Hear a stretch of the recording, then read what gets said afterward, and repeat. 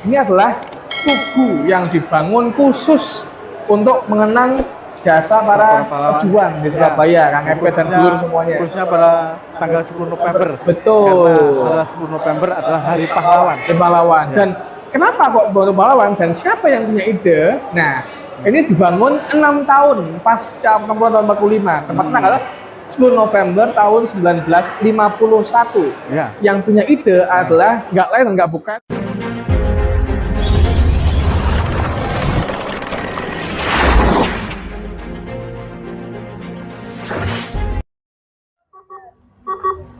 Assalamualaikum warahmatullahi wabarakatuh. Salam sejahtera untuk kita semuanya. Om Swastiastu, Namo Buddhaya. Apa kabar sedulurku semuanya? Selamat datang kembali di channel Diary Kang Epet. Pada kesempatan pagi hari ini kami berada di kota Surabaya atau di titik nolnya kota Surabaya. Atau tepatnya kita berada di mana, Bun? Di Tugu Pahlawan Surabaya. Oh ya, tepatnya kita ini berada di Monumen Tugu Pahlawan Surabaya. Bagaimana keseruan dan wisata edukasi sejarah tentang Monumen Tugu Pahlawan Surabaya ini. Ayo sedulurku semuanya, sama-sama kita telusuri, sama-sama kita belajar tentang arti sejarah dan perjuangan Monumen Tugu Pahlawan Surabaya ini. Semuanya penasaran dengan review kali ini? Ikuti perjalanan kami selanjutnya. Assalamualaikum warahmatullahi wabarakatuh.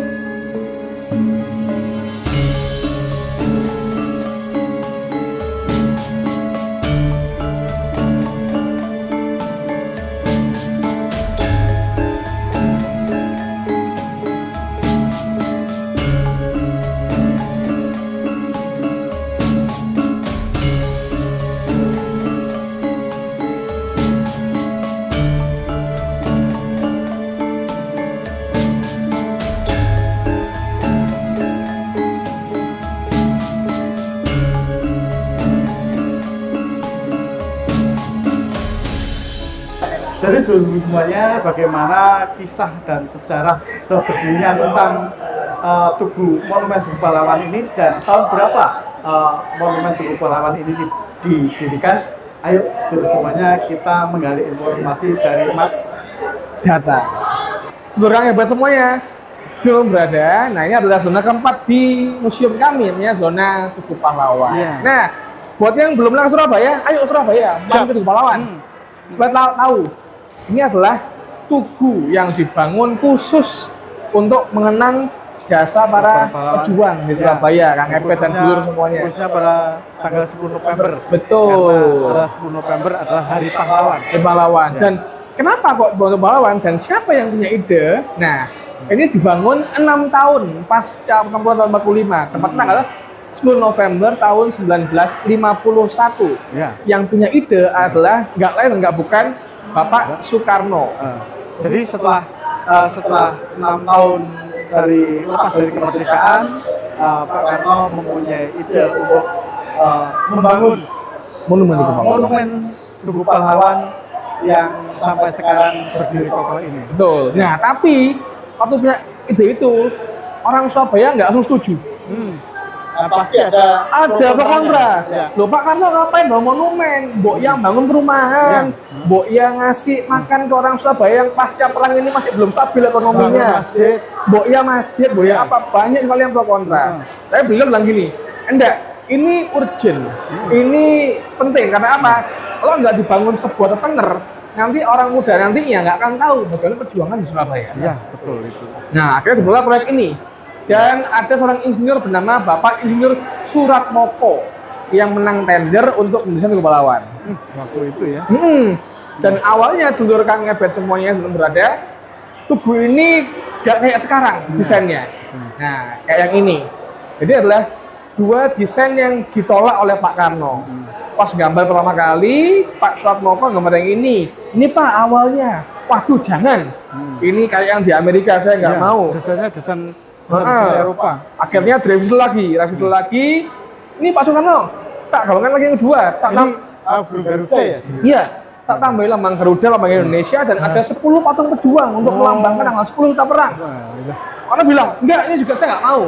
Karena ada dua lambang ini adalah makhluk hidup. Yang mana lambang ini adalah makhluk hidup yang bisa mati, tidak abadi. Saya pengen sebuah monumen yang melambangkan keabadian. Nah, akhirnya Pak Karno ke belakang ngambil sebuah paku, jebret, gini loh Cak Moko, harusnya bentuknya tugu nantinya. Sini yuk, dulur semuanya. Nah ini akhirnya digambarlah sebuah monumen yang bentuknya menyerupai sebuah paku yang terbalik. 1, 2, 3, ini yang di ACC untuk dibangun. Karena yang nomor 1 ini sudah menggambarkan paku beneran. Betul. Seperti sudah yang dipikirkan pada waktu itu Presiden Soekarno, karena keinginannya Presiden Soekarno adalah yang berbentuk paku. Dan paku itu ada alasannya, karena melambangkan semangat, melambangkan kejayaan, ya kan? Dan juga paku ini harapan Pak Karno nggak ada lagi bangsa lain yang berani menginjak-injak Indonesia. Kalau berani karena menginjak, Surabaya ada pakunya. Ada pakunya, kena macet. Nah betul. Nah selain bentuk paku, di ornamen itu ada artinya semuanya loh, dulur Kang Ngebet semuanya. Ya. Ada tahu? Ya, belum. Nah, jadi kalau teman-teman semuanya, tugu itu memiliki 10 buah cekungan atau apa ya? Apa sih? Lengkungan. Ya. Itu melambangkan tanggal 10 kita perang. Nah, habis itu tugu ini terbagi atas 11 buah ruas yang melambangkan bulan 11 atau bulan November. Gitu ya. Nah, dan ketinggiannya monumennya setinggi 45 yard atau melambangkan tahun 45 waktu itu. Jadi bentuk dari monumen itu sendiri itu bukan sekedar monumen atau bukan sekedar paku, tapi di setiap sisi, setiap tahapnya sudah ada artinya semuanya. Betul. Ya jadilah tugu yang sekarang itu. Dan tahu nggak, dulur Kang Ngebet semuanya, dulu membutuhkan biaya sebesar Rp323.100 untuk bangun Tugu Pahlawan. Berapa Mas? Rp323.100. 321. 323.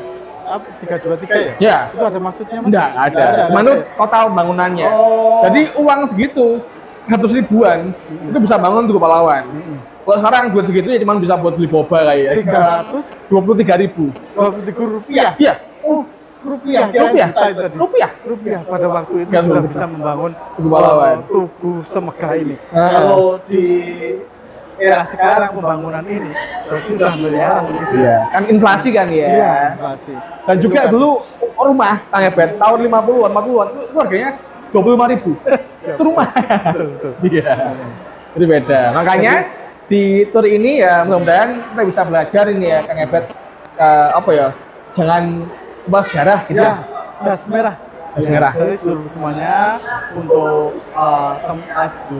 sedulur yang muda atau sedulur yang masih siswa SD, SMP, SMK atau yang masih kuliah atau sedulur seusia kita semua. Jadi jangan sungkan-sungkan kalau pada waktu liburan itu jangan hanya pergi ke tempat wisata atau tempat mall gitu ya. Mall gitu. Ayo kunjungilah monumen-monumen atau museum-museum yang mempunyai arti sejarah dan tentunya menjadi edukasi pendidikan yang luar biasa untuk kita semua. Contohnya di Monumen Tugu Pahlawan Surabaya atau yang ada di dalamnya ini adalah monumen 10 November. Kalau dilihat dari atas ada yang kayak piramid. Nah, kalau seluruh semuanya belum tahu, jadi kalau seluruh semuanya belum tahu tentang keberadaan Museum 10 November ini, jadi kalau dari luar kita nampak ada piramid 3 yang berdiri di sebelah utaranya Tugu Pahlawan. Itu di dalamnya piramid itu adalah museum yang berada di dalam tanah. Nah, ini yang museumnya. Yang museumnya saat ini. Ini berada kita di dalam tanah. Betul. Ya, seluruh semuanya.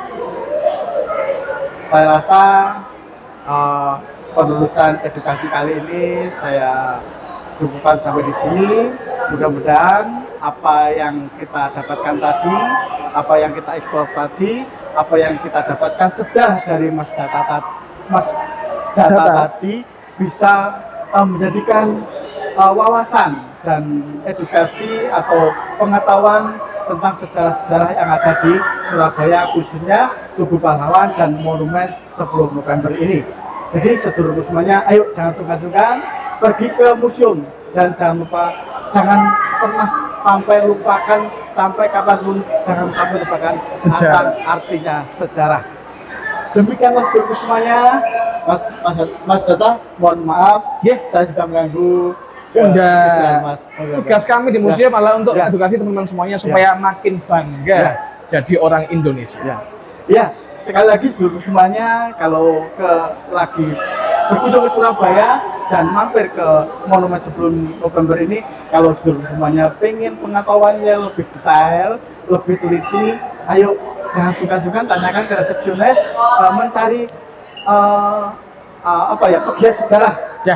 Pegiat sejarah yang ada di Monumen 10 Museum yang berada di Museum 10 November ini. Beliau ada juga Mas Data dan teman-teman lainnya.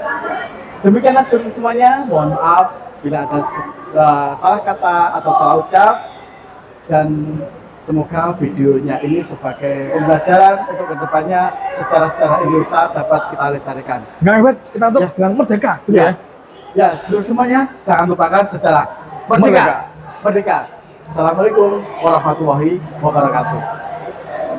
Terima kasih Mas. Mantul lu, nggak hebat. Bagus sekali.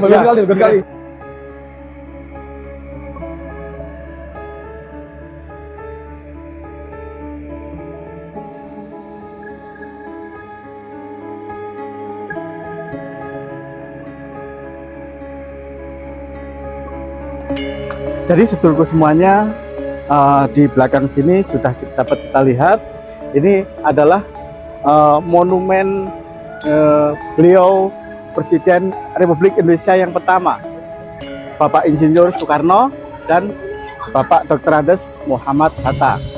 Jadi sedulurku semuanya, di Monumen Tugu Pahlawan Surabaya ini, sebelum kedatangan pintu masuk, kita disambut foto-foto beliau ini adalah pada saat pembacaan dekret-dekret proklamasi pada tanggal 17 Agustus 1945. Sedulurku semuanya, ini adalah tugu yang menggambarkan betapa perjuangan pada waktu itu untuk mengisi kemerdekaan. Jadi setelah dekret-dekret proklamasi kemerdekaan Republik Indonesia yang ke-17 Agustus 1945 itu, Indonesia atau di Surabaya tepatnya itu masih menggambarkan perang atau pemberontakan untuk yang dikenal dengan nama 10 November. Di sini ada tulisan Rawe Rantas Malang Putung, Rawe Rantas Malang Putung. Jadi kalau kita artikan atau sepengetahuan saya, ini Rawe Rantas Malang Putung itu adalah segala bentuk penindasan atau segala bentuk peperangan yang dilandasi dengan kekejaman itu adalah hak paten yang harus dimusnahkan dari negeri Bumi Pertiwi ini. Jadi dapat sedulurku semua lihat, di sini ada tulisan Rawe-Rawe Rantas, Malang Malang Putung.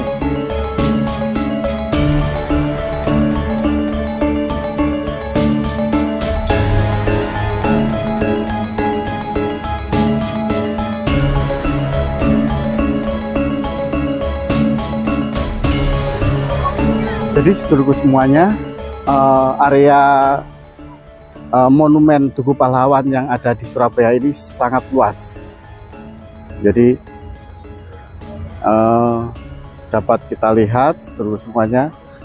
Jadi setelah kita memasuki pintu gerbang tadi, kita jumpai di kanan, di sisi kanan daripada monumen Tugu Pahlawan ini banyak taman-taman atau tempat duduk yang bisa untuk tempat istirahat bagi pengunjung ataupun wisatawan yang akan menikmati suasana dan edukasi sejarah di Monumen Tugu Pahlawan Surabaya ini. Jadi tempat ini bukan sekedar tempat wisata, tapi juga menjadi tempat edukasi sejarah perjuangan pergerakan arek-arek Surabaya pada tanggal 10 November 1945.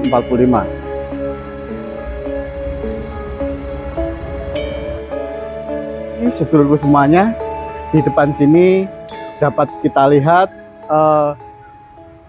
patung yang sangat luar biasa. Ini adalah patung gubernur pertama yang ada di Surabaya, di Jawa Timur. Beliau adalah Gubernur Suryo.